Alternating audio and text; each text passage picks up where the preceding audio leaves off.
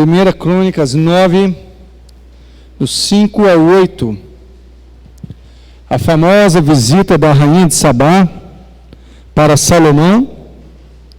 E o que nós podemos aprender com o que aconteceu ali, com aquela visita. 1 Crônicas 9, dos versos 5 ao 8. Quando Jesus vai falar sobre depender de Deus, confiar nele, Jesus usa o termo Salomão e sua glória. Nem mesmo Salomão em toda a sua glória se vestiu como os lírios do campo. Lembra disso? Que não tecem, não fiam, mas são cuidados pelo Senhor. Mas qual foi a glória de Salomão? Portanto, se Jesus está falando de Salomão e sua glória, que vai ser o tema de nós hoje. Qual foi a glória e como Salomão glorificou a Deus? Claro que você sabe do final da vida de Salomão, né? Que ele teve tantas mulheres, e não só mulheres, mas o poder que lhe subiu a cabeça, lhe fez fazer sacrifício a deuses estranhos. E como essa foi a queda de Salomão, tão gravíssima. Mas não devemos lembrar só da parte ruim, né? O que Deus abençoou ele, e é o que Crônicas está fazendo aqui, no capítulo 9, quando fala da visita da rainha. Vamos ler do 5 ao 8, você pode ler mais depois. Do 1 ao 12 é o contexto de modo geral. Diz assim: Então disse ao rei, a rainha de Sabá falando: Foi verdadeira a palavra que eu ouvi na minha terra, acerca dos teus feitos e da tua sabedoria. Porém, não cria nas suas palavras, até que vim, e meus olhos o viram. E eis que não me disseram a metade da grandeza da sua sabedoria. Sobrepujaste a fama que ouvi. Bem-aventurados os teus homens, e bem-aventurados esses teus servos, que estão sempre diante de ti, e ouvem a tua sabedoria. Bendito seja o Senhor teu Deus, que se agradou de ti, para te pôr como rei sobre o seu trono, pelo Senhor teu Deus, porquanto teu Deus ama a Israel, para o estabelecer perpetuamente.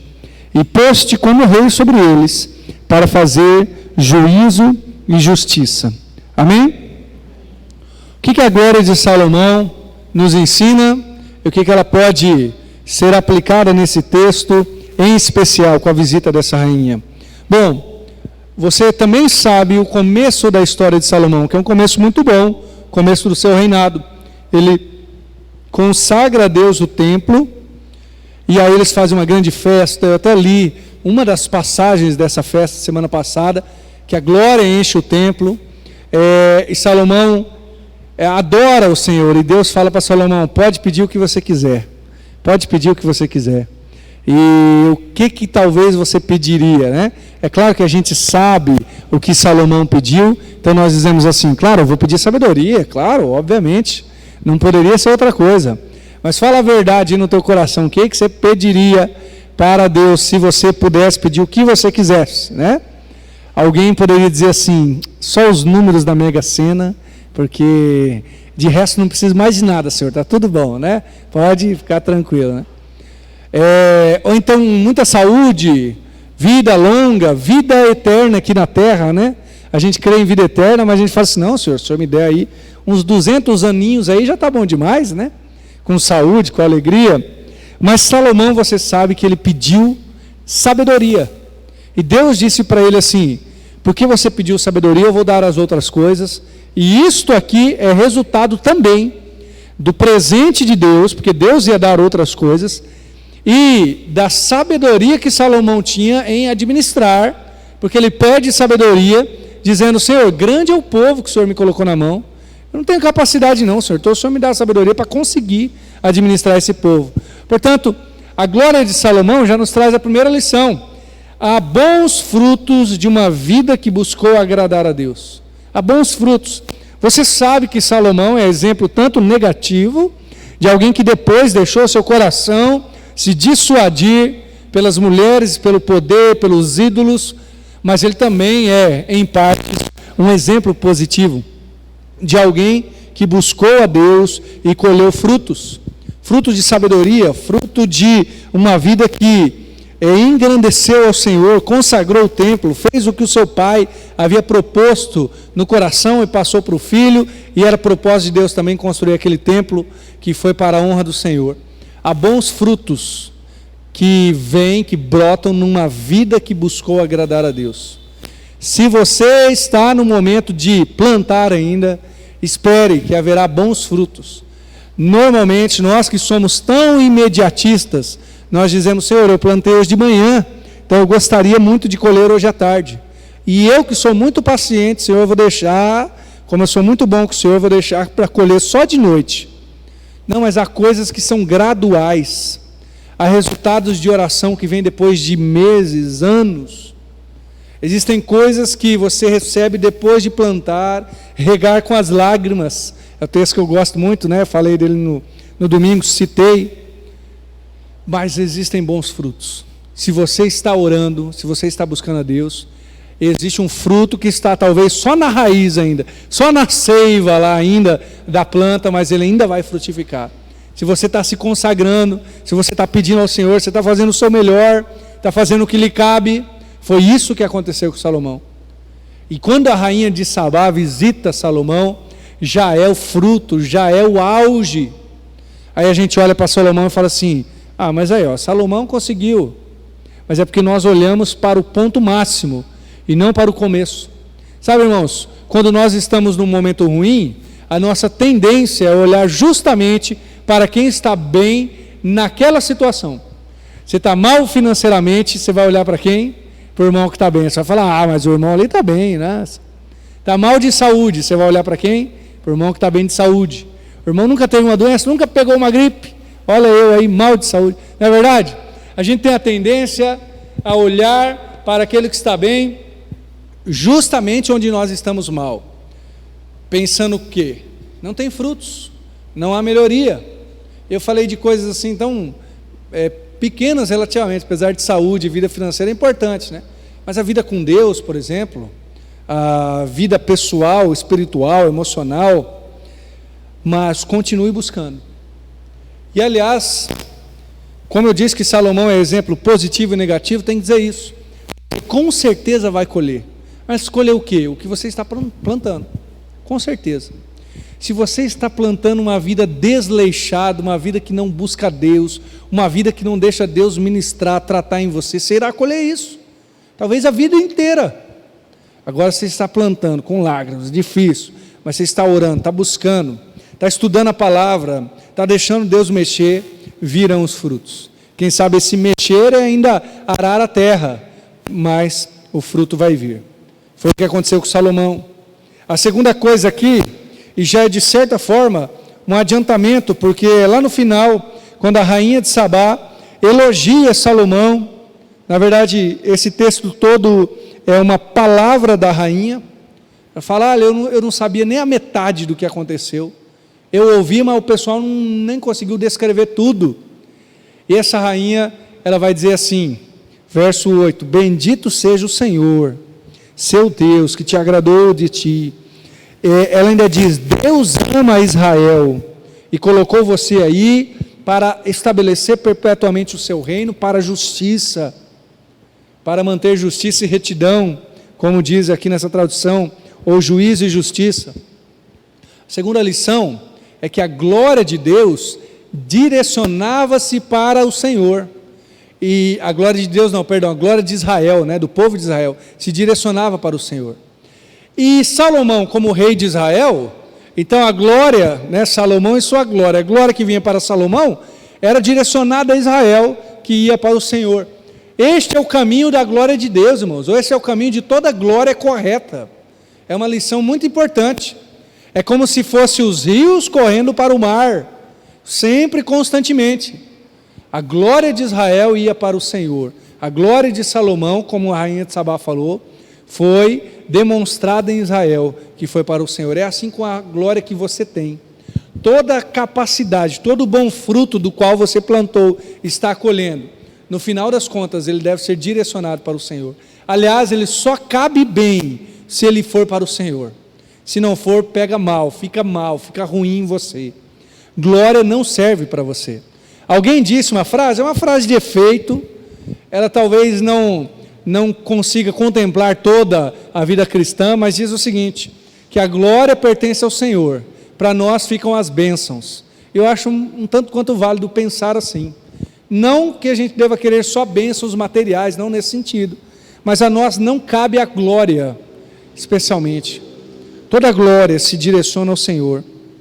A rainha de Sabá se encantou com a sabedoria, se encantou com o reino, mas ela percebeu que Deus deveria ser glorificado. É assim também com a igreja de Jesus. A igreja de Jesus pode ter a sua glória em que sentido? Pode ter suas capacidades, pode abençoar a cidade, mas no final das contas, só vale a pena se ela direciona para o Senhor. É assim com a sua vida também.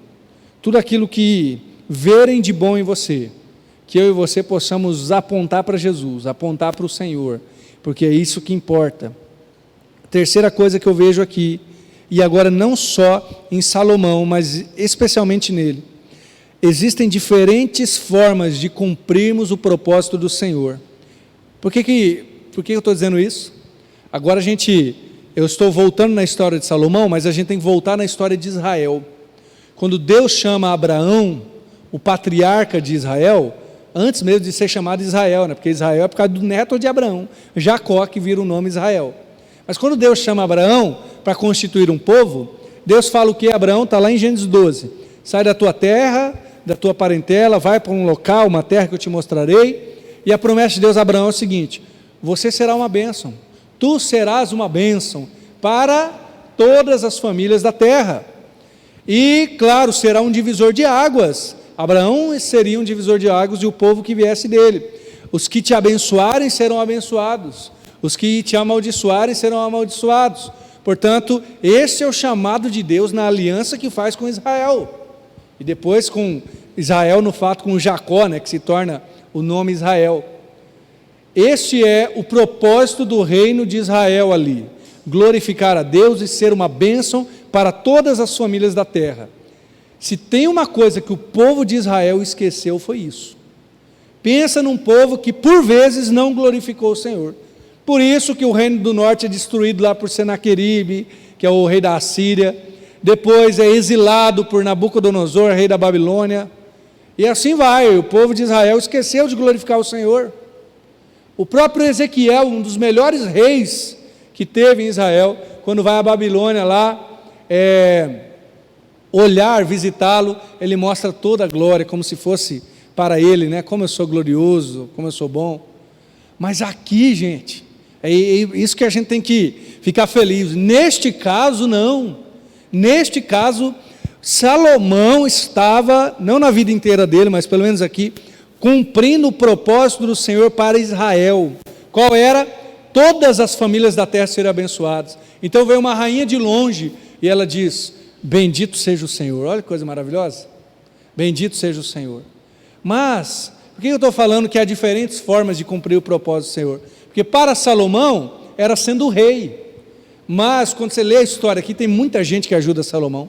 Tem os levitas, tem os sacerdotes, tem o povo que trabalha, todo o povo de Israel que vai lá e vai adorar o Senhor junto, cada um na sua forma, na sua área, no que Deus lhe propôs.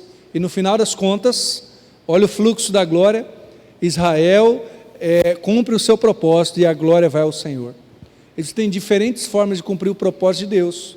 E aí eu digo, há diferentes dons. 1 Coríntios 12 fala, diferentes dons, diferentes ministérios, diferentes operações, mas um é o mesmo Senhor, e o Espírito dá a cada um conforme for útil. O propósito da igreja continua sendo esse, gente, glorificar a Deus, levar a glória ao Senhor. Porém, talvez o seu modo vai ser diferente do meu. Talvez você não vai pegar o microfone e pregar, pelo menos não no microfone, né? Quem sabe o seu modo será de outra forma, mas eu e você somos chamados a cumprir o propósito de levar a glória do Senhor. Salomão aqui está vindo bem, né? Que pena, seria bom que a história de Salomão terminasse aqui, mas é isso que é importante nós lembrarmos. A quarta coisa, a rainha de Sabá, ela diz que Deus abençoa porque ama Israel. Deus estabeleceu Salomão ali também porque amava Israel. Sabe o que a rainha estava fazendo? Além de glorificar a Deus, ela estava percebendo da onde que vinha o fruto. Da onde que vinha? Eu falei, a primeira coisa, né, que eu comentei aqui, que existem bons frutos em ter uma vida que agrada a Deus. Então Salomão de fato escolheu glorificar a Deus, pelo menos naquele começo da sua existência, ou do seu reinado. Mas no final das contas, quem estava fazendo o fruto brotar era o próprio Deus. E já que nós estamos voltando na história de Israel, continuemos um pouco mais. Depois que Deus liberta o povo do Egito, ali já eram de certa forma um povo, né? E aí levanta Moisés para liderar o povo e dá a lei. E nesta lei existem bênçãos e maldições. É até um tanto quanto didático. Fica um camarada de um lado do monte e o outro em outro lado, o povo passa no meio, e aí um vai lendo as bênçãos e as maldições. Se vocês obedecerem a Deus, vocês serão abençoados. Se vocês desobedecerem, haverá maldições. O que está acontecendo aqui? Todo fruto que Salomão estava colhendo ali era sinal de obediência, era sinal de buscar agradar a Deus, não só ele, como seu pai Davi, mas tudo isso vinha do Senhor. Talvez essa seja a maior bênção, aliás, mais do que ter a bênção. Como assim? É você ter o que você tem e falar, isso vem das mãos do Senhor. Eu tenho isso porque Deus ama o seu povo e agradou a Deus me abençoar com isso. Tudo que Salomão construiu, olha só, se ele fosse orgulhoso nesse momento, ele ia ficar um tanto quanto bravo, né? Ah, como assim? Vem a rainha falando que foi Deus que fez? Mas eu que fiz? Não, tudo isso vem das mãos do Senhor. Todo fruto que você tem, toda glória que você já possuiu ou possui, vem por causa do Senhor, e eu e você deveríamos reconhecer isso. Talvez esse seja um dos pontos centrais da queda de Salomão. Qual? Não reconhecer que foi Deus que estabeleceu ele ali. Ah, se não foi Deus, então eu faço adoração a outros deuses, eu posso fazer o que eu quero, eu posso casar com mulheres de outros reinos, porque isso eram alianças políticas que Salomão estava fazendo. Ele se perdeu nisso. Todo fruto vem de Deus. O que você faz? O que você faz? Vamos começar assim, o que você faz para Deus, né? É um termo um tanto quanto errado, né? Porque quando a gente fala o que faz para Deus, normalmente a gente pensa na igreja, né? Ou em algo evangelístico, né? O que você faz então na igreja? O que você faz é fruto do que Deus colocou nas suas mãos, ou pelo menos deveria ser, e deve ser reconhecido assim. O que você faz para Deus que não é da igreja, porque também é para Deus, o trabalho, o cuidado com os outros, o cuidado na casa, também é fruto das mãos de Deus. Você só consegue fazer isso porque Deus te deu essa capacidade de fazer. Tanto é que às vezes Deus retira de nós essa possibilidade, não é verdade? Deus retira de nós, e aí nós entendemos, opa, era Deus que me possibilitava. A rainha de Sabá está reconhecendo isso. Sejamos eu e você quem devamos reconhecer isso, tendo perdido ou antes de perder, entendendo que o final é para Deus, mas o começo vem dele também. E por último, se eu olhei para Salomão, olhei para a história antes, nós temos que olhar para a história depois também. Todo rei em Israel era comparado, se você ler o livro de Reis, você vai se lembrar, era comparado a Davi. Lembra disso? Não foi tão bom quanto o rei Davi, seu pai Davi. Ou era comparado a um que vai vir depois, especialmente os reis do reino do norte, com Jeroboão. O que Jeroboão fez? Aí você pensa assim, tá, mas quem que é Jeroboão, né? Jeroboão, depois que morre Salomão, vem um filho dele chamado Roboão, que fala também um monte de coisa ruim para Israel, fala, eu vou ser pior que meu pai, eu vou assolar vocês, vou pesar a mão sobre vocês. Aí Jeroboão divide o reino, Deus dá o reino, 10 tribos para Jeroboão reinar, e ele constrói, olha que grande sacada, né? Ele constrói 2 ídolos, um na parte sul do país, outro na parte norte, dizendo, o povo não precisa mais ir lá em Jerusalém adorar, se o povo for lá onde tem a arca, onde Deus estabeleceu que é em Jerusalém, que é no reino do sul, logo eles vão passar para lá. Então ele torna o reino do norte idólatra. Então os reis ruins são comparados a Jeroboão e os reis bons a Davi. Mas no final das contas, todo rei aponta, seja de um modo bom ou ruim, para Jesus. Todo rei em Israel aponta para Jesus. Jesus é aquele que cumpriu o que Davi não cumpriu. Então o melhor dos reis depois dele, que nenhum se comparou a Davi, ainda não chegava perto de Jesus. E o pior, claro, era condenado por causa da glória de Cristo, que nós já conhecemos. Cristo é rei melhor do que Salomão. Cristo é rico e majestoso, mais do que Salomão era em toda a sua glória. E Salomão era muito sábio, mas Colossenses vai dizer que em Cristo estão escondidos os tesouros da sabedoria e da ciência. Percebe? Tudo em Salomão, mesmo o seu auge, mesmo o seu melhor momento, apontava para Cristo. E aí a gente vai pensar na nossa vida também. O que você faz? O que você faz de melhor?